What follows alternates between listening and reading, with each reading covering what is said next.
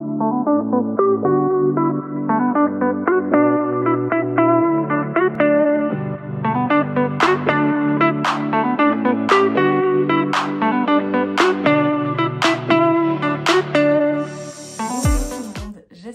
que vous allez bien et que vous avez bien profité de votre week-end. Moi, ça va comme ci, comme ça. Si vous me suivez sur Insta, vous avez dû voir mes stories. J'ai les symptômes du Covid. Alors, on ne s'est pas encore confirmé. On ne sait pas si c'est la grippe ou si c'est plutôt le coronavirus.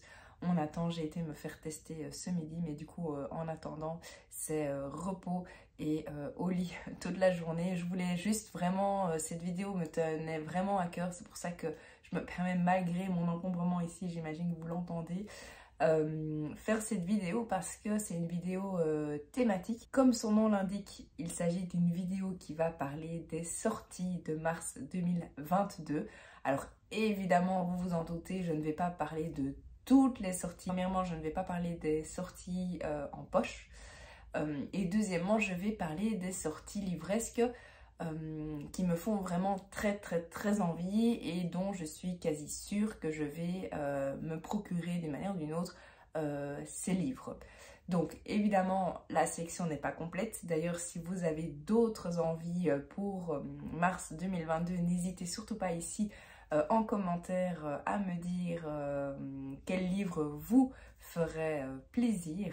Donc voilà. Alors, petite précision avant de commencer, la première fois que j'ai vu quelque chose de similaire, c'est sur le compte Instagram de Céleste, du compte Sélectrice. Je vous le mettrai ici, juste ici.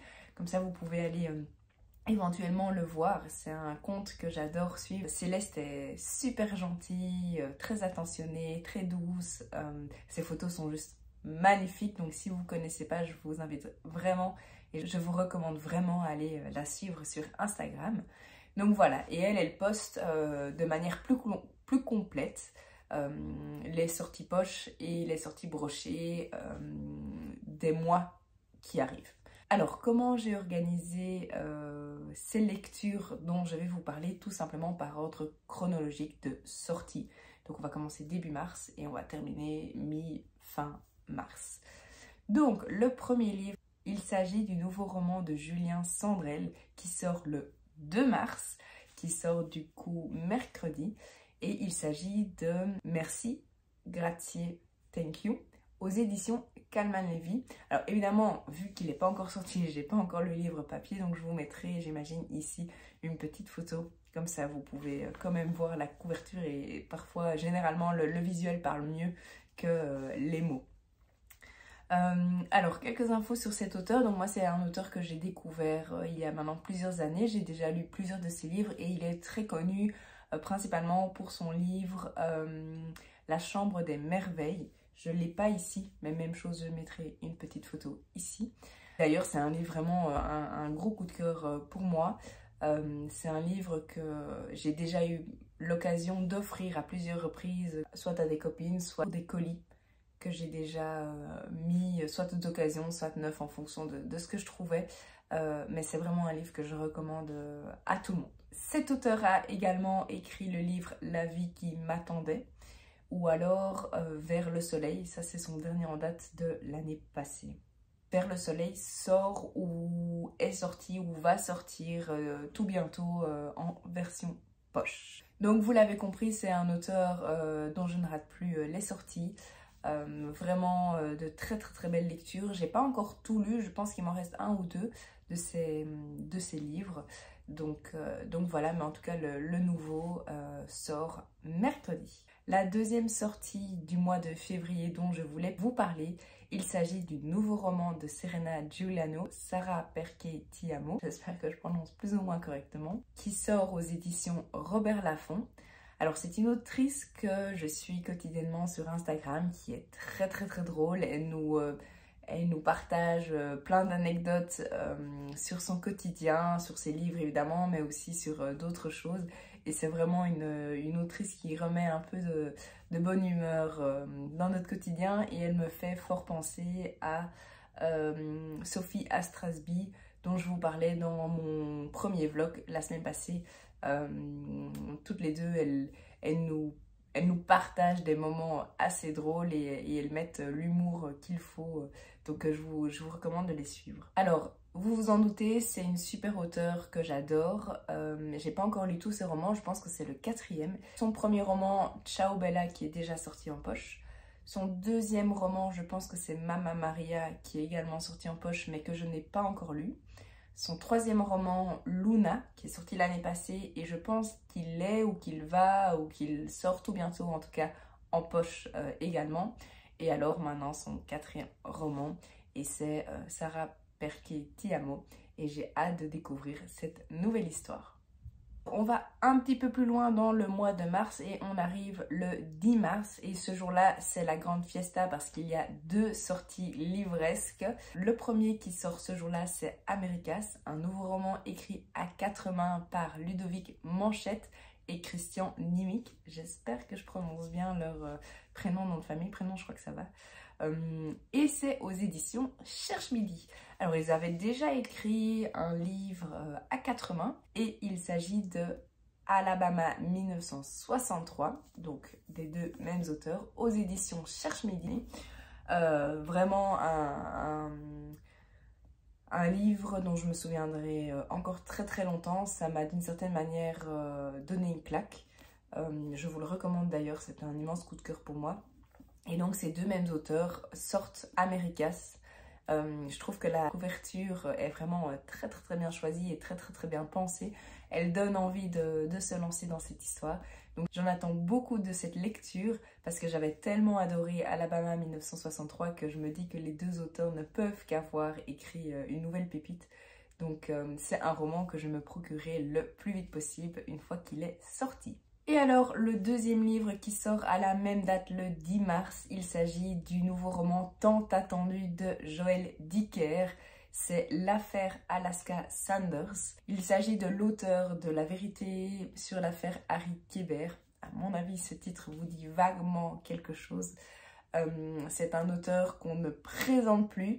C'est un auteur qu'on adore et qu'on attend avec grande impatience. Dès qu'une sortie est annoncée, les gens se réjouissent et se dépêchent d'aller se procurer son nouveau roman. Donc pour celles et ceux qui ne connaissent pas très bien cet auteur, voici quelques-uns des livres qu'il a écrits. Donc comme je disais, La vérité sur l'affaire Harry Kéber, Le livre des Baltimore, La disparition de Stephanie Miller que je dois encore lire, et son dernier en date c'est L'énigme de la chambre 622 que j'ai également lu l'année passée dès sa sortie. L'année passée ou l'année d'avant, je pense que c'était l'année passée.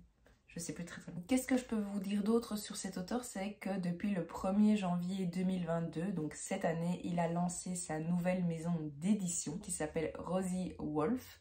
Et alors, autre chose que je voulais vous dire sur ce livre, en fait, il s'agit d'un tome 2 d'une trilogie. Le tome 1 est déjà sorti, c'est La vérité sur l'affaire Harry Kéber. Le tome 3 est déjà sorti, c'est Le livre des Baltimore.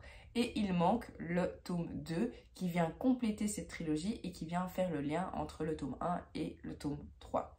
Donc ça va être assez intéressant pour celles et ceux qui ont déjà lu le premier et le troisième finalement. Et donc j'ai vraiment hâte de voir comment ce deuxième tome vient compléter cette trilogie. Alors, autre information, La vérité sur l'affaire Harry Kéber et Le livre des Baltimore vont également sortir sous sa nouvelle maison d'édition, mais en format poche. Donc celles et ceux que ça intéresse, n'hésitez pas à regarder. Donc c'est Rosie Wolf. Et c'est la même maison d'édition pour son nouveau roman. On avance un petit peu dans le mois de mars et on arrive au 15 mars pour la sortie du nouveau roman de Clarisse Sabar, Le souffle des rêves aux éditions Charleston. Alors c'est une autrice chouchou pour moi, c'est vraiment une autrice que j'affectionne particulièrement. Alors le dernier roman qu'elle a écrit en date, c'est À la lumière de nos jours, toujours aux éditions Charleston. J'aimais beaucoup cette couverture. Un beau gros bébé. Il est sorti l'année passée et il fait 600 pages. Vraiment, si vous ne l'avez pas encore lu, foncez. Je vous le recommande puissance 1000. Et alors, un autre roman, pour ne pas tous les citer, c'est Les lettres de Rose que vous avez sûrement dû voir passer. Toujours aux éditions Charleston Poche ici. Et il a gagné le prix du livre romantique à l'époque. Je pense que c'était en 2017. Oui, donc ça c'est la 5e impression qui est sortie en juillet 2018, mais ce livre est sorti en 2017. Et même chose, un immense coup de cœur. Si vous aimez les romans avec une histoire d'amour, si vous aimez les romans à double temporalité qui mêlent la guerre, les périodes historiques, etc., vraiment foncez, vous serez pas déçus. Alors, un autre livre qu'elle a écrit, et c'est important de mentionner ici, vous allez comprendre tout de suite pourquoi, La femme au manteau violet. Et en fait, de ce que j'ai compris, parce que moi, j'ai pas encore lu le livre, évidemment, le nouveau roman de Clarisse Sabart, Le souffle des rêves, est lié indirectement ou directement. Il est recommandé, mais pas obligatoire, d'avoir d'abord lu La femme au manteau violet pour ensuite enchaîner avec, ou continuer avec Le souffle des rêves. Mais je pense qu'ils peuvent se lire également de manière distincte. Cela dit, dans Le souffle des rêves, on a des informations sur la femme au manteau violet. Alors, je répète une information importante, je n'ai pas encore lu ce livre, le livre n'est pas encore sorti, on est le 28 février quand je tourne cette vidéo, et du coup, les informations que je vous donne sont souvent des informations que j'ai entendues ou que j'ai pu lire sur les réseaux sociaux et principalement Instagram, voire par exemple via les lectrices Charleston.